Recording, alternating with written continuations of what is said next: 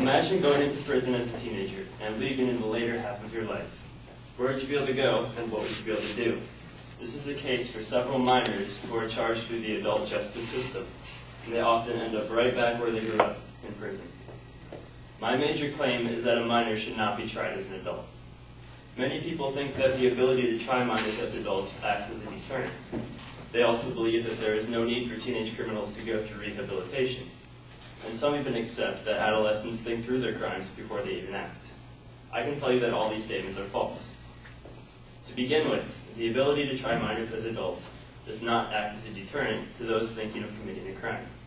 In fact, it is rare for a juvenile to think through the consequences of something as drastic as murder. It is more of something they do on emotion or impulse.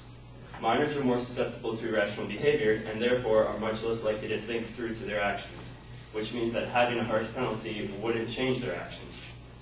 Only 2 studies on deterrence have been completed, one being Simon Singer and David McDowell, who analyzed arrest rates in New York for 4 years prior to the youth being able to be tried as adults, and 6 years after. Their results found that the threat of being tried as an adult did nothing to deter serious juvenile crimes. We've all done something we shouldn't have, and sometimes it's not until we see the consequences that we realize exactly what we've done.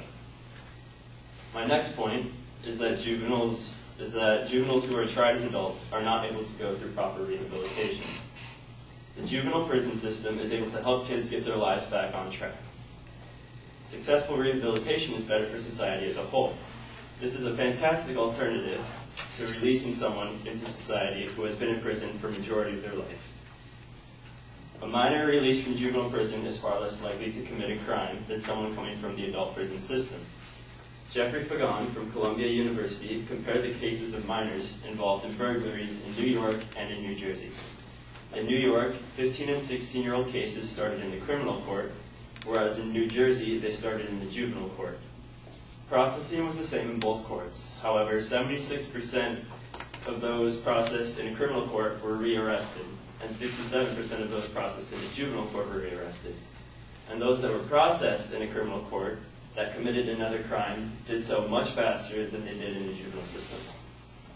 This may be because of the emotional immaturity of juveniles being processed in an adult system. This brings me to my final point. Juveniles who are tried as adults are too emotionally immature to be tried fairly. Many studies suggest that the brain's prefrontal lobe, which is the part that plays a significant role in preventing inappropriate behavior, does not fully develop until the age of around 20. In the film, When Kids Get Life, a case is presented where the development of rational behavior is clearly not yet developed. This case being the case of Eric Jensen. Eric's friend Nathan murdered his sexually abusive mother by beating her with a fire prong and then choking her. All this happened very quickly while Eric was in the other room. In an interview, Eric states, "I was panicking. There's a lot I could have done. In retrospect, it should have never happened at all." This entire event started when Eric picked up Nathan from work. Nathan was flustered and spoke of killing his mother. Eric mentioned in the interview, "I could not fathom that anyone could actually do that. I didn't take it seriously because I couldn't imagine that he could be serious." There were several times during that night that I thought his mom was going to just get back up and be pissed. Even Nathan said, "I don't remember him doing anything.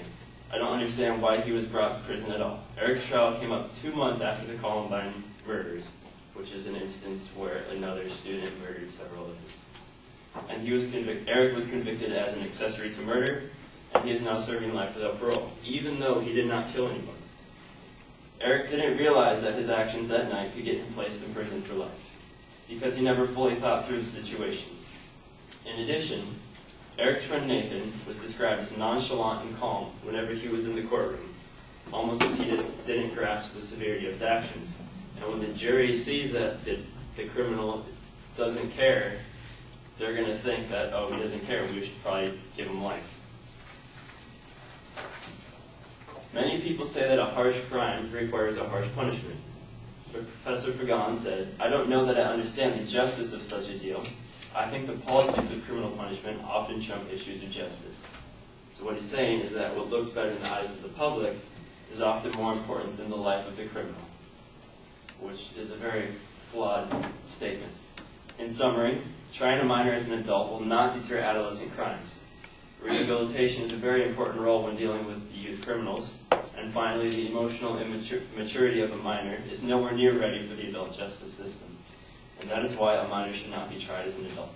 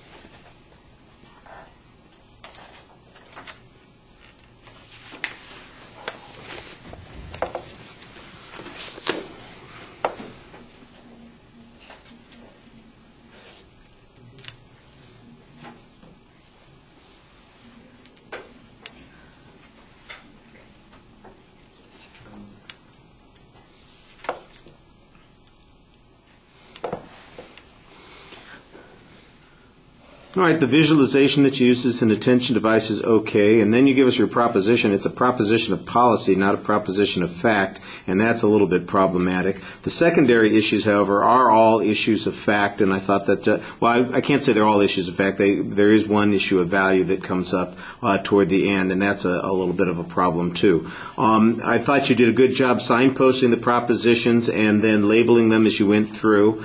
You had a good example with the murder case and the kid who's in prison for the rest of his life as an accessory. I thought that you illustrated that, and you had some interesting testimony in that particular case to illustrate the disconnect between what's going on in reality and what kids or juveniles, I should say, are capable of understanding. And that sounds like an interesting example to demonstrate that point.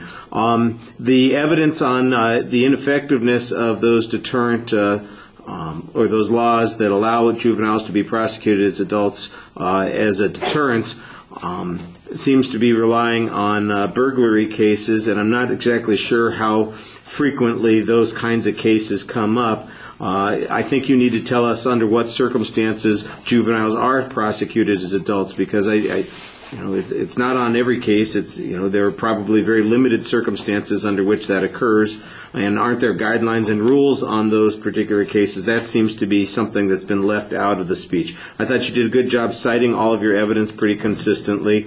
You do a very nice job talking to the audience and making your case. At the end of the speech, you have a very solid summary that gives us one last chance to hear how all of these arguments fit together and kind of make the case one last time, and I thought you did that very effectively. All right, thank you.